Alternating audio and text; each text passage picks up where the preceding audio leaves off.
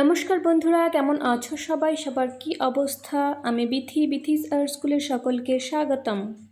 তোমরা আমাকে ইনস্টাগ্রামে ফলো করতে পারো বিথি আর্ট স্কুল নামে, আর ফেসবুক পেজে আর্ট স্কুল নামে।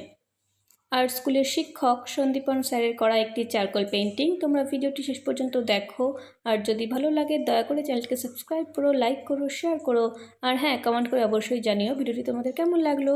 তোমাদের স্নেহ ভালোবাসাই আমার চলার পথের পাথেয়। ধন্যবাদ।